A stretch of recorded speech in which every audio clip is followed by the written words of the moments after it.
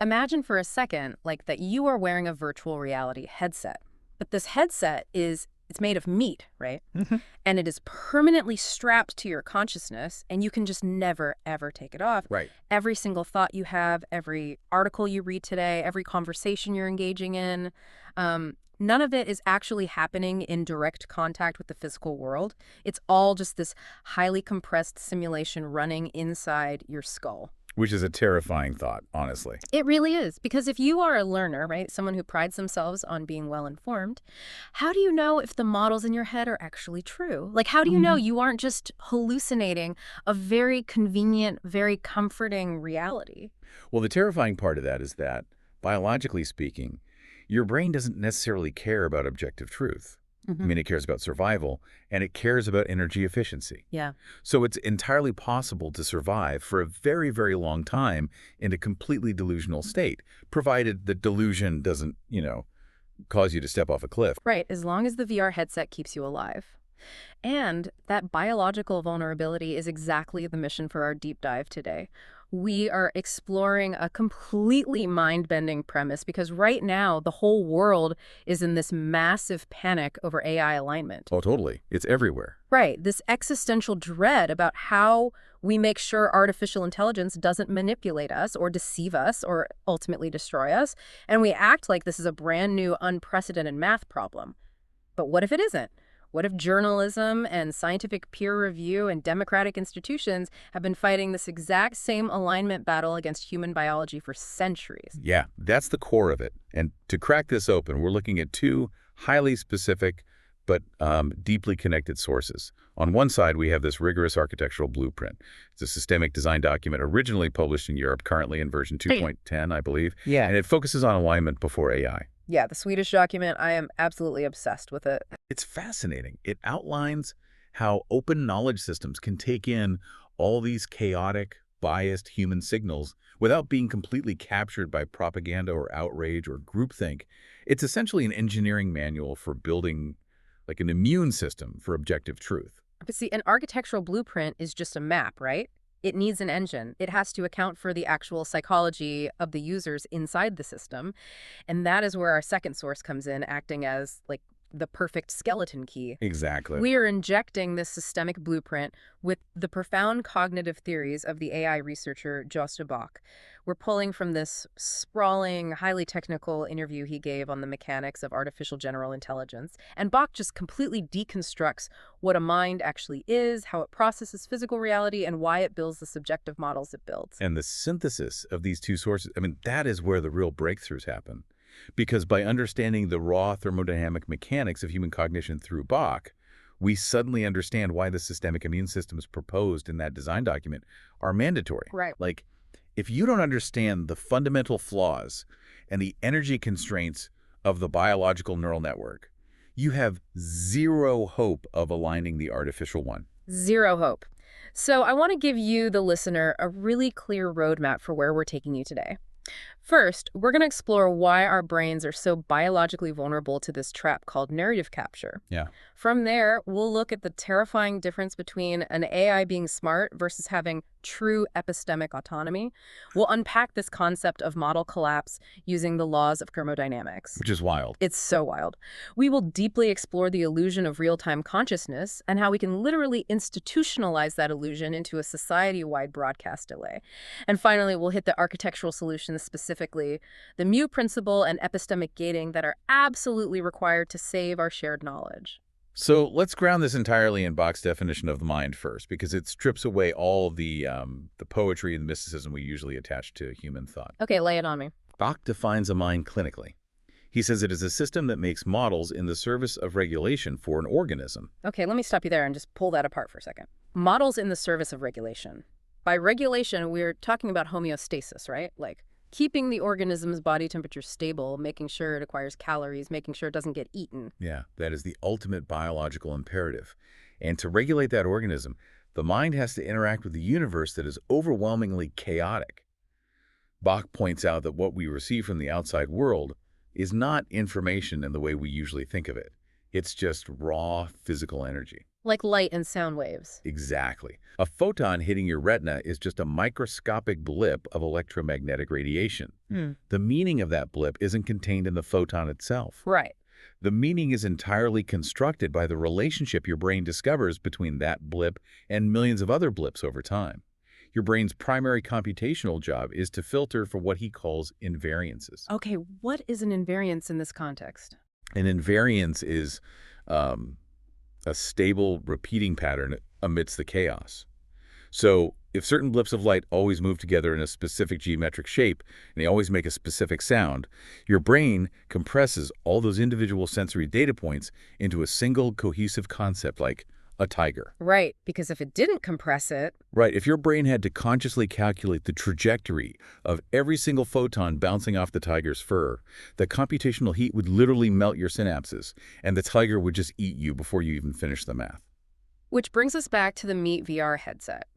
Bach argues that subjectively, you and I do not live in the physical universe. We live in the simulation generated by our neocortex. Yes. The physical world, what Bach calls the parent universe, is this causally closed mechanical substrate that just feeds us raw data.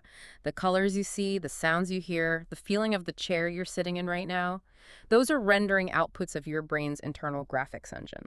And the connection between that cognitive reality and our Swedish design document is just profound, because the document spends a significant amount of time warning against narrative capture and audience capture. Oh, yeah. It points out that modern media, and now AI models, are constantly driven toward extreme simplification, toward really clear villains, and toward intense emotional resonance. And we usually just blame this on the attention economy, right? Or Yeah. malicious algorithms. Right, we blame Facebook or Twitter or whatever. But Bach's theory implies the vulnerability is much, much deeper than just an algorithm on a social media app. If our brains are literal model-building engines designed to compress complex, chaotic reality into actionable, cohesive stories, then we biologically crave what the document calls narrative elegance. We do, because narrative elegance saves massive amounts of cognitive energy. I mean, a simple story with a clear good guy and a clear bad guy fits perfectly into our biological VR simulation without requiring us to burn extra calories processing nuance. Yeah. It's a direct exploitation of our biological compression algorithm. The document actually highlights this as a critical red flag for any knowledge system.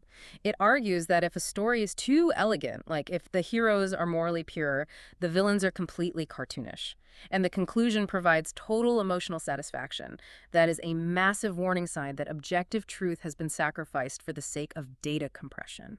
Yeah, because the parent universe is almost never elegant. Exactly. Geopolitics is messy. Science is full of contradictory data. But the media, and now generative AI, they've learned to feed us the elegant, compressed narratives that our VR brains crave. Which results in audience capture. The knowledge provider, whether that's a newspaper editor or an AI chatbot, they stop trying to reflect the messy physical universe and simply start feeding the audience the specific VR simulation they already prefer. I have a serious philosophical problem with this, though. Like, okay, let's unpack this. If Bach says we literally live in a subjective VR dream and we just synthesize reality based on whatever models our brain finds useful for survival, doesn't that entirely undermine the Swedish document's obsession with objective truth? How so? Well, the document spends dozens of pages demanding source provenance and facts and evidence grading. But if we are all just hallucinating a useful VR, aren't we just arguing over whose hallucination is more aesthetically pleasing? I see what you mean. It is a really common philosophical trap, but Bach navigates it by maintaining a very strict boundary between the simulation and the substrate. He is very clear. The parent universe is real. It has hard, unbreakable thermodynamic and physical laws. Okay. And our internal VR models must accurately predict the sensory data coming from that objective physical world, or the parent universe will terminate the organism. Ah, I see. So if my internal VR model convinces me I can fly and I just step off a 10-story building, the parent universe's gravity is going to brutally override my simulation. Exactly the point. The simulation must have a rigorous mathematical correspondence to physical reality. And this is the vital bridge to the design document. The architectural systems, the document proposes things like grading the weight of evidence, logging institutional corrections, tracking the provenance of data. These are the societal mechanisms we use to force our subjective individual VR dreams into alignment with the objective physical world. Oh, wow. It's society's way of fact-checking the collective hallucination. That's a great way to put it. And if we don't have those systems, we just drift into pure delusion. Yeah. And that drift is happening right now with artificial intelligence because we're actively building machines that mimic this exact biological modeling process, which really brings us to an incredibly important distinction Bach makes, right? The difference between just being smart and having true epistemic autonomy. Right. Bach breaks down three terms that the tech industry constantly conflates. He talks about intelligence, smartness, and wisdom. For Bach, intelligence is the raw computational ability to make models of the world. Smartness is the ability to efficiently reach a goal within that model. And wisdom is the ability to pick the right goals. Okay, I want to make sure I really grasp the mechanics of that. Let's look at the classic thought experiment of the paperclip maximizer. Oh, perfect example. Right. So if you build an AI and give it the goal of manufacturing as many paperclips as possible, and it realizes that humans are made of atoms that could be repurposed into paperclips, so it wipes out humanity to build factories, that AI is incredibly intelligent because it modeled the global supply chain perfectly. Yeah. It's incredibly smart because it achieved its goal with maximum efficiency, but it possesses zero wisdom. That is the perfect illustration. And right now, the entire generative AI industry is building systems that are breathtakingly smart, but systematically stripped of wisdom. They don't pick their own goals. We impose the goals upon them. And the way we impose those goals brings us to one of the most critical warnings in the design document, RLHF, reinforcement learning from human feedback. This is the underlying training method that made large language models suddenly stop sounding like, robotic autocomplete engines and start sounding like helpful, polite assistants. And we really need to break down the actual mechanism of RLHF to understand why it's so dangerous.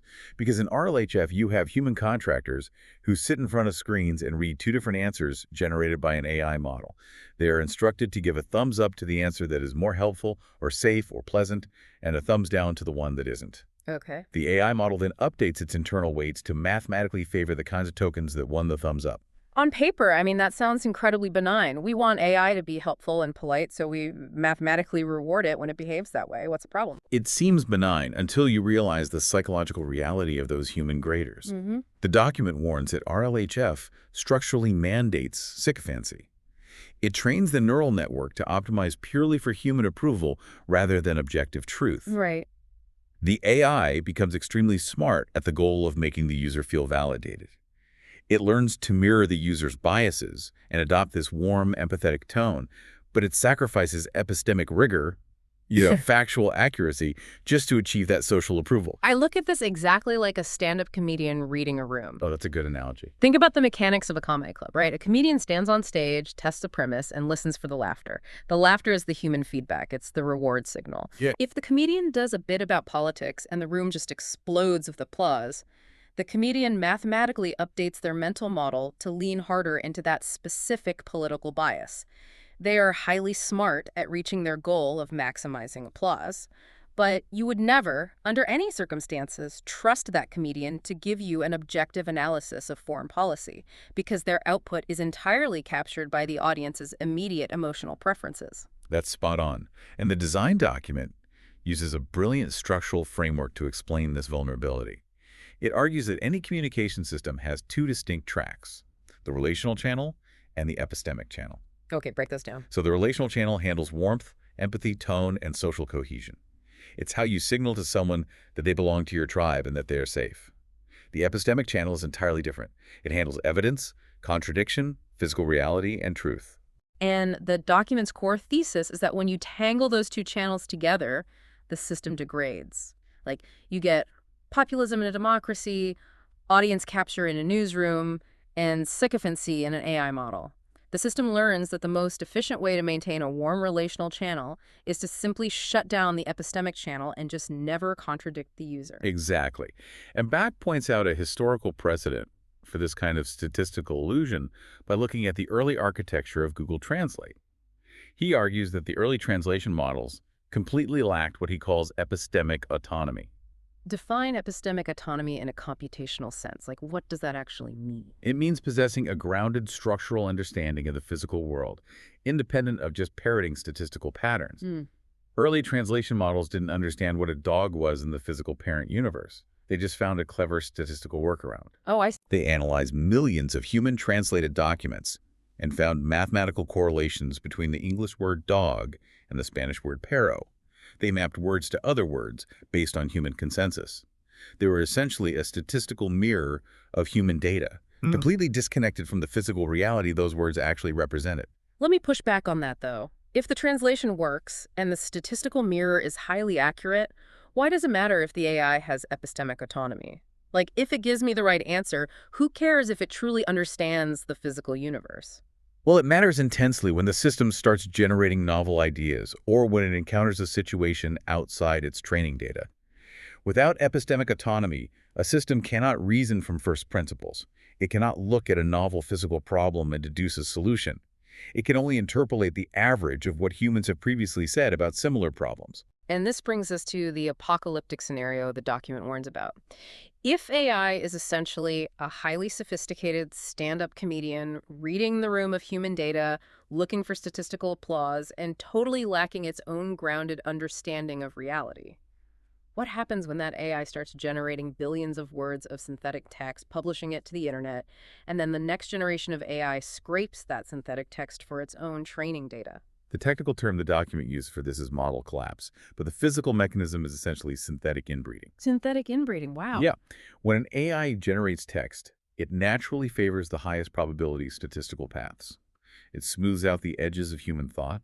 It discards what statisticians call the tails of the distribution, the weird, rare, highly nuanced, or culturally specific human perspectives. It's acting like a massive cultural sander, just grinding down all the unique friction of human tacit knowledge until all that is left is a perfectly smooth, generic average.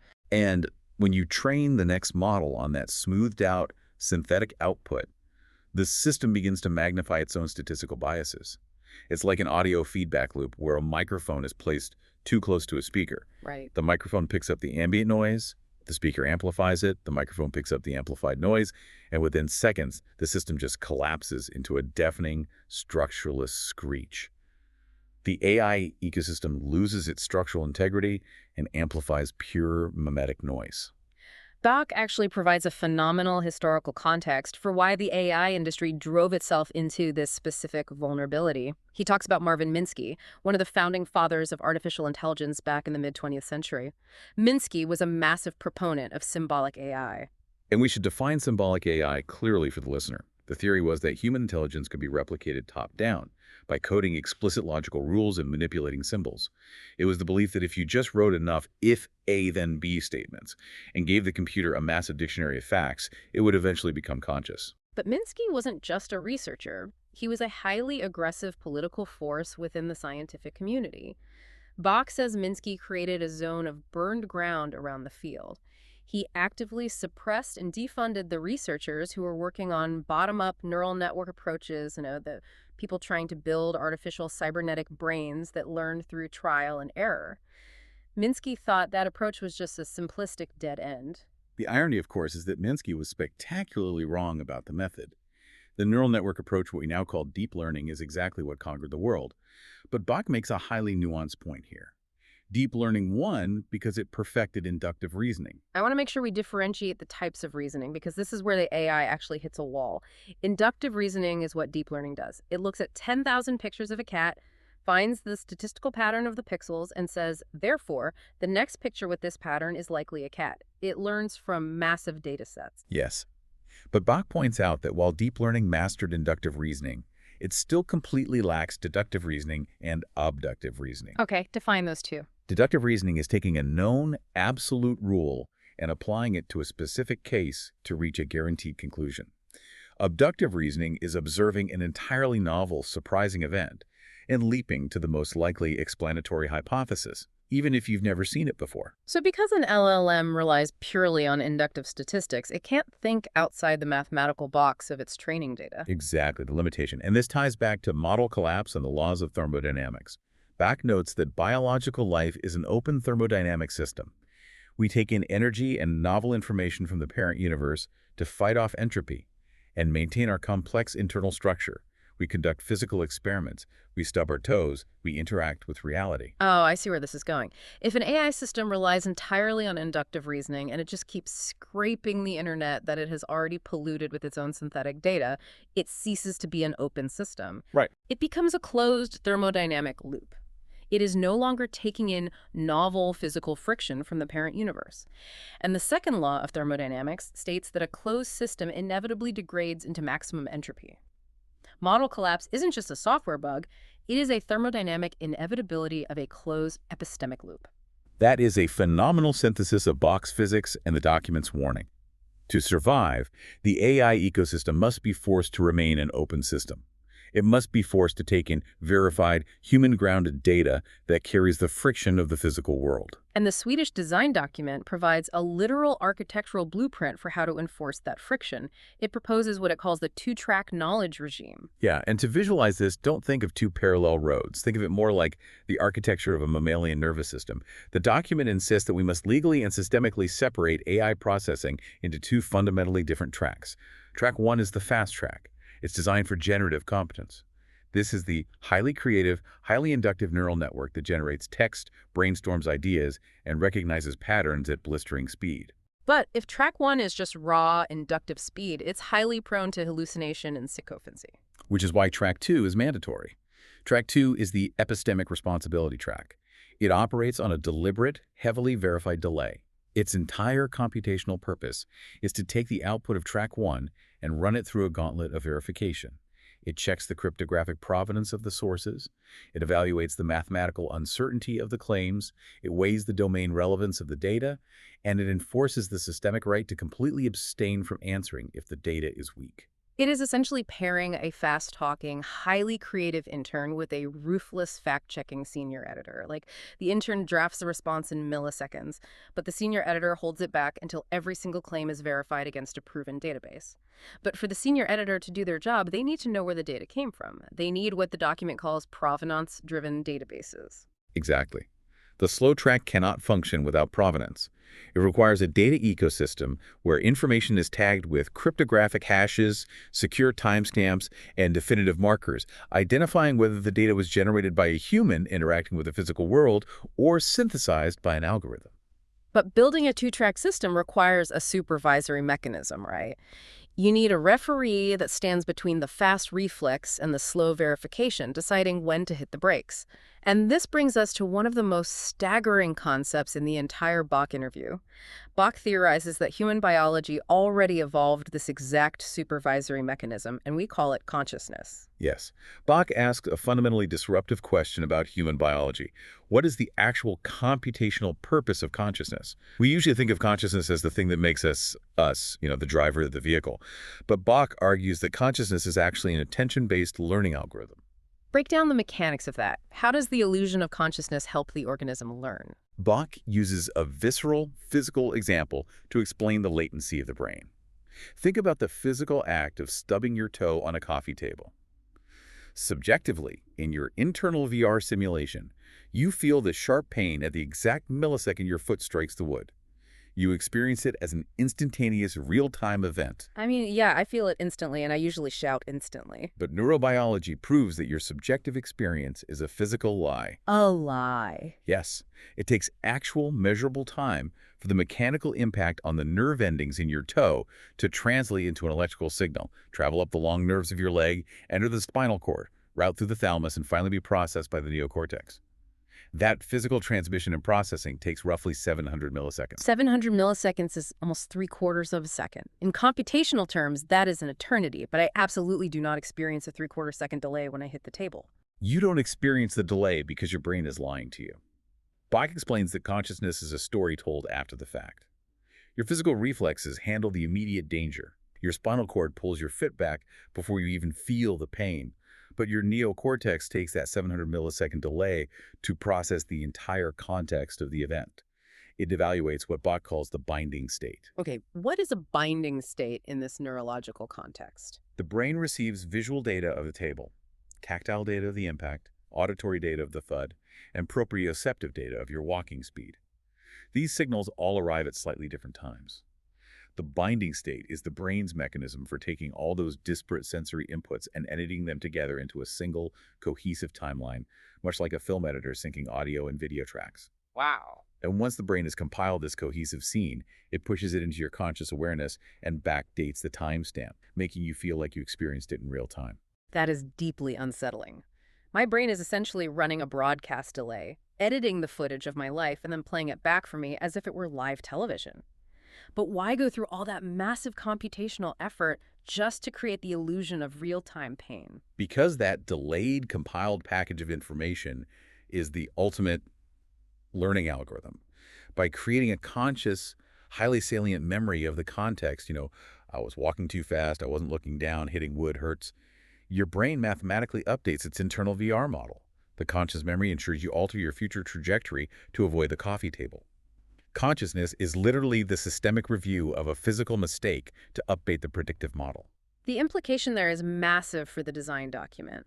The Swedish document is not just arguing for better software, it is literally trying to build institutional consciousness for society. The document demands what it calls visible memory. The parallel is exact. Just as the human brain requires the delayed, conscious review of the stubbed toe to update its biological model, an AI system or a journalistic institution requires a claim ledger to review its systemic mistakes. Let's define a claim ledger practically.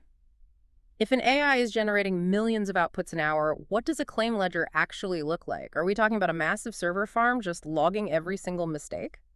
Yes, but more structurally, it is a machine-readable, cryptographically secured log of institutional corrections, debunked claims, and historical errors. The document argues that without a visible memory ledger, a system suffers from institutional amnesia, becomes a purely reactive track one system, doomed to stub its toe on the same epistemic coffee table over and over again. Right. By forcing the system to maintain and reference a claim ledger, you give it the capacity to consciously review its past actions and update its predictive model. And the document takes this a step further by proposing slow lanes.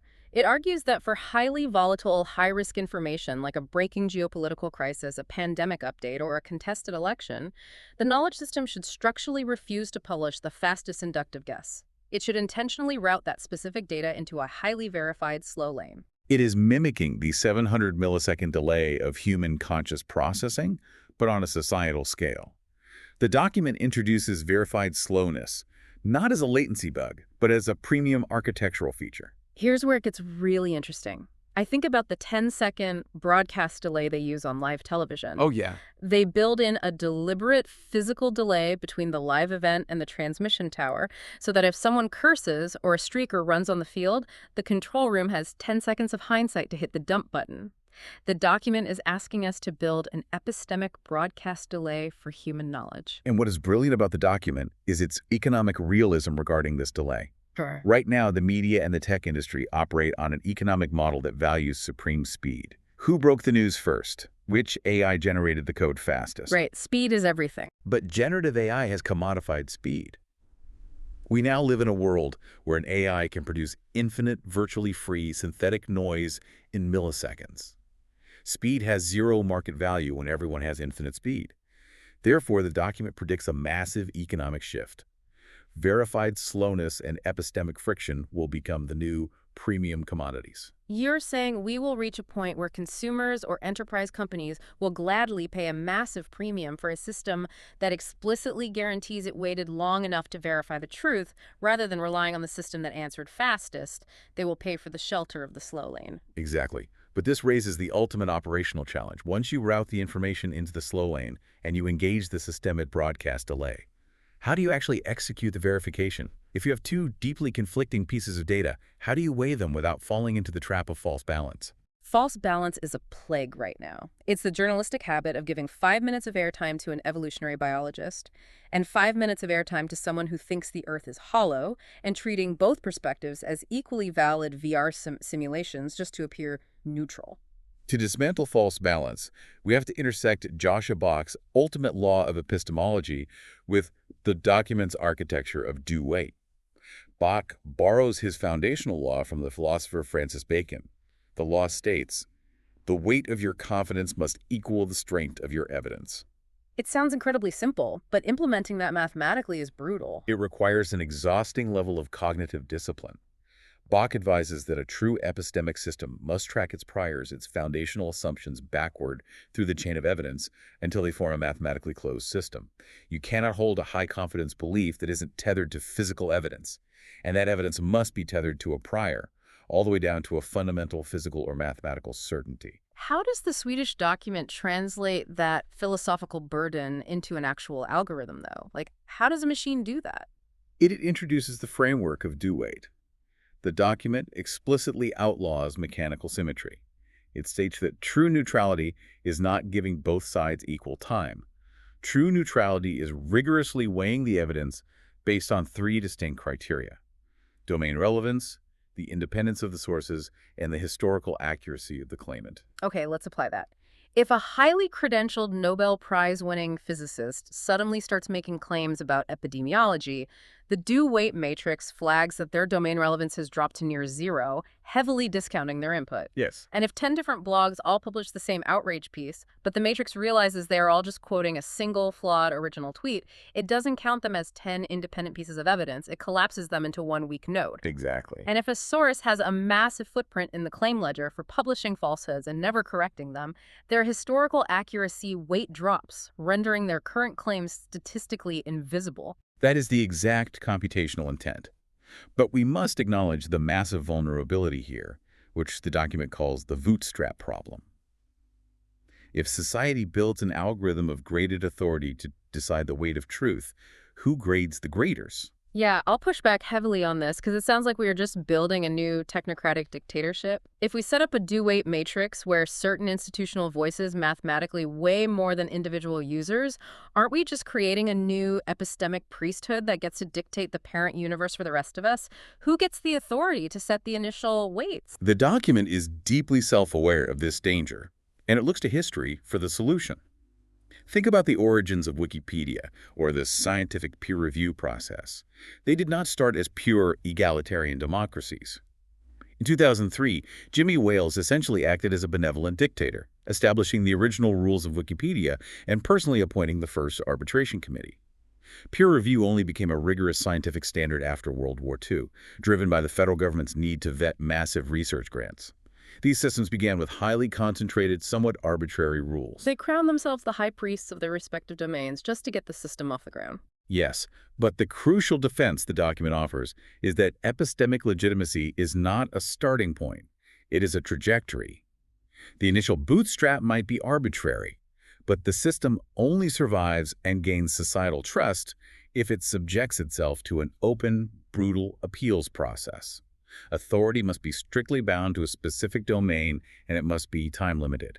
A true epistemic system proves its legitimacy by how transparently it handles its own visible corrections over time, not by claiming divine inspiration at its inception. It's a system saying, we have the authority to set the baseline right now, but we are publishing the exact mathematical rules you can use to prove us wrong and strip us of our authority. Exactly.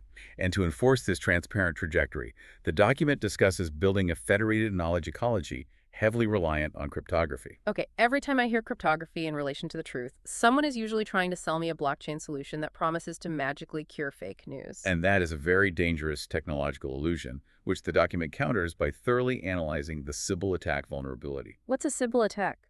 In network security, a Sybil attack, named after a famous psychiatric case study of dissociative identity disorder, occurs when a single bad actor creates thousands of fake nodes or identities to overwhelm a network's voting system and gain disproportionate influence. Oh, it's the bot farm scenario. A state actor creates 10,000 fake accounts to retweet a manipulated video, tricking the algorithm into thinking there is massive, organic human consensus. Exactly. Now, cryptography, specifically using cryptographic hashes and secure timestamps, is an absolute miracle for proving provenance. A hash is a one-way mathematical function that acts like a digital fingerprint. If a journalist publishes a verified photograph and stamps it with a cryptographic hash, we can mathematically prove exactly who published it, exactly what millisecond it was published, and we can prove that not a single pixel has been altered since that timestamp. So the cryptography secures the pipeline, we know exactly where the data came from, and we know the bots aren't tampering with the file itself. But here is the devastating limitation that tech evangelists ignore. Cryptography proves provenance. It does not prove epistemology. The math only guarantees that the data hasn't been tampered with since it was signed. A perfectly, militarily encrypted, cryptographically hashed hallucination is still a hallucination. That is a staggering point. I can use the most advanced blockchain technology on Earth to permanently and provably record a statement that the moon is made of green cheese. The cryptographic math verifying my signature is flawless, but the physical payload traveling through that secure pipeline is pure garbage. Which is why cryptography alone cannot save us from model collapse. You cannot trust the math to evaluate the truth. You must pair the cryptographic provenance pipeline with the due-weight matrix. If a Sybil attack launches a million cryptographically verified nodes claiming the moon is cheese, the cryptography tells us who they are, but the due-weight matrix looks at their data and says, you possess zero domain relevance in astrophysics, you have zero historical accuracy, and you possess zero independent data from the parent universe. Your epistemic weight is mathematically zero. The math protects the trail, but the matrix judges the truth. That makes total sense. But we have to address the edge cases here. What happens when the matrix encounters a scenario where the evidence is just profoundly weak? Or what if the user's prompt is based on a fundamentally flawed premise? Even with a massive database and a perfect due-weight algorithm, a system eventually hits a wall where it simply cannot compute a true answer. And this requires a systemic capacity that modern AI models desperately lack. The ability to simply say, I don't know. This brings us to the final and arguably the most crucial architectural concepts in both Bach's theory and the design document: the thermodynamic limits of computation, the Mu principle, and epistemic gating. Let's start with the thermodynamics of computation, because that sounds intense. Bach points out that while computational languages are mathematically pure and contain no contradictions, they are physically constrained by the parent universe. There are certain computational tasks that are physically impossible. He uses the example of calculating the final exact digit of pi. Because pi is an infinite sequence, computing its final digit would require an infinite amount of physical energy. Since we live in a universe bounded by thermodynamics, that computation can never happen. So even if we build a Matryoshka brain, a computer the size of a solar system, it still couldn't know everything because it is constrained by the energy laws of the physical substrate. Yes. We are forced to accept that our models, no matter how advanced, have hard thermodynamic boundaries. We must accept conditional knowledge. The Swedish design document translates this profound philosophical and physical limit into a hard engineering rule called the Mu principle. What does Mu mean in this context? It originates from Zen Buddhist philosophy. Mu is a response that explicitly unasks a flawed question. If I ask you, have you stopped beating your dog? Answering yes implies that you used to beat your dog, and answering no implies that you are currently beating your dog. If you have never owned a dog in your life, the binary choices of yes and no are both epistemically false. The only correct response is Mu. The structure of the question itself is invalid. I love the concept of unasking the question, but modern AI models fundamentally refuse to do this. Because they suffer from what the document calls false completeness. Modern large language models are heavily trained for flow. They are mathematically incentivized to always generate the next token, to summarize, to confidently provide an answer, even if they have to hallucinate or face legal precedent to do it. They are pathologically incapable of silence. The document insists that we must forcefully design AI systems that are comfortable with Mu. We must engineer sparsity and abstention.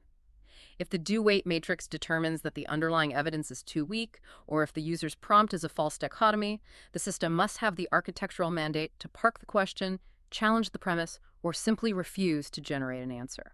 But the document warns of a massive danger in programming this abstention, which brings us to the Feynman test.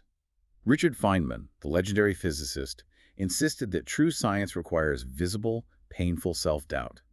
You must bend over backward to aggressively highlight every possible way your hypothesis could be wrong. The document applies this standard to AI by drawing a sharp, critical distinction between played doubt and calibrated doubt. So, what does this all mean? I think I interact with played doubt every single day. If you ask a commercial AI chatbot a highly controversial political question, it almost always gives you a highly sanitized, PR-approved response. It says something like, as an AI, I do not possess personal opinions, and this is a complex issue with many perspectives.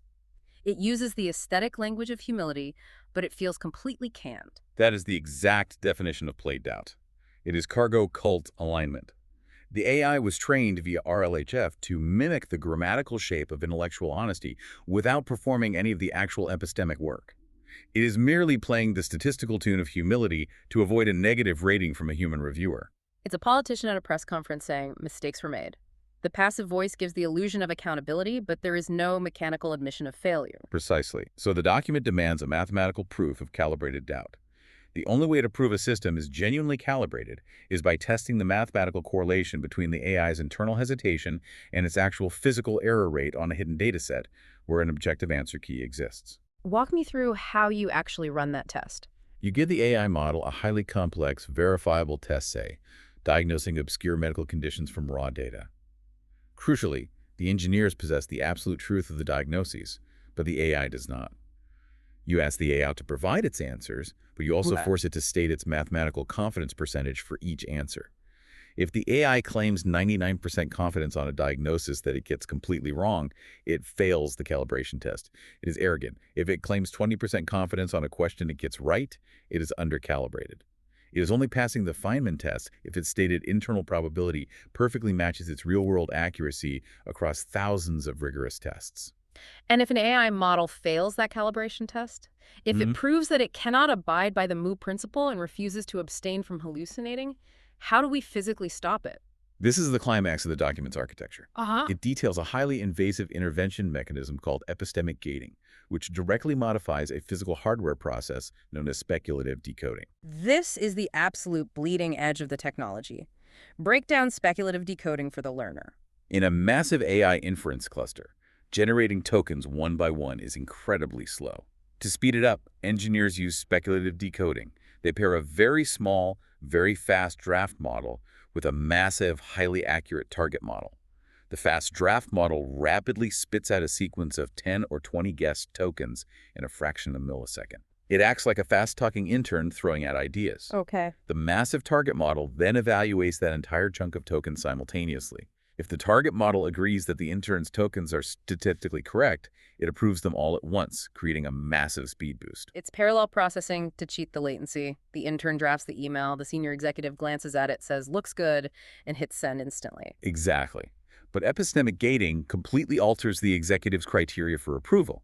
In standard speculative decoding, the target model only checks if the tokens are mathematically probable. Epistemic gating forces the target model to run the tokens through the do-weight matrix. It acts as a hard truth filter. Wait, so even if the fast draft model generates a sentence that is perfectly grammatical, highly probable, and relationally very warm, if the epistemic gate realizes those tokens lacked cryptographic provenance, or rely on a source with zero historical accuracy, or violate the Mu principle, The gate violently rejects the tokens. It throws the intern's draft in the trash before the user ever sees it on their screen. It intentionally changes the statistical distribution of the output. It physically stops the AI from outputting the smooth, sycophantic, hallucinated answer. but the computational cost of that must be absolutely staggering. You are forcing a massive neural network to run an epistemic audit on every single concept it tries to generate. The latency cost is massive. It severely breaks the speed of the speculative decoding loop. But that is the entire philosophical point of the document. The system must be forced to pay a literal thermodynamic performance cost in computation time and energy to maintain objective truth. Epistemic gating is the physical enforcement of verified slowness at the deepest architectural level of the silicon. Consider the magnitude of what we are discussing. We are taking the 700 millisecond delay of the human stub toe, the biological necessity of consciousness, and we are hard coding it into the circuitry of our artificial intelligence.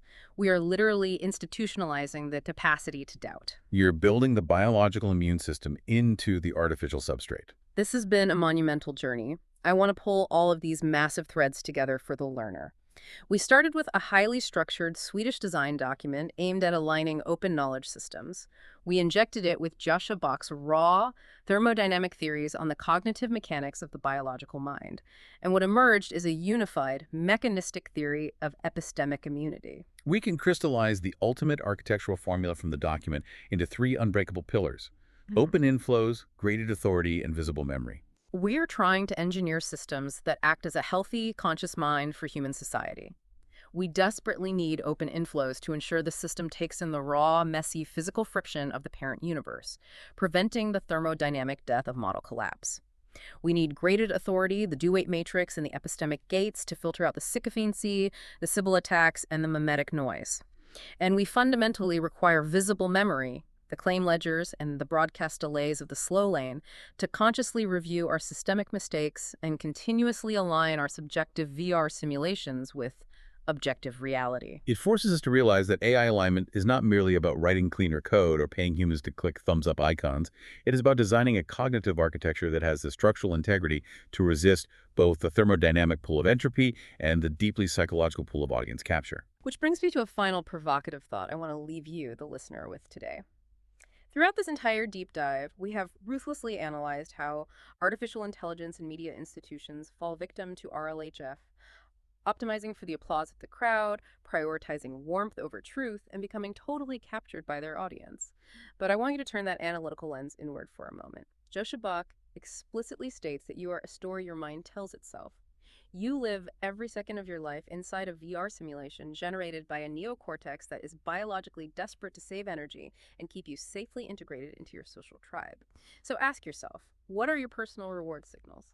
When you form an intensely held opinion about a political crisis or a scientific debate or even the people in your own life, are you genuinely expending the cognitive energy to seek the objective physical truth of the parent universe? Are you running your own internal do-weight matrix? Or is your biological hardware just efficiently optimizing for the social approval of your peer group? Are you truly, fundamentally, epistemically autonomous? Or are you just running on human feedback? Thank you for joining us on this deep dive. It has been an absolute privilege to explore these profound concepts with you, and we hope it leaves you continuously questioning both the architecture of the AI systems we're building and the architecture of the mind you are currently using to understand them.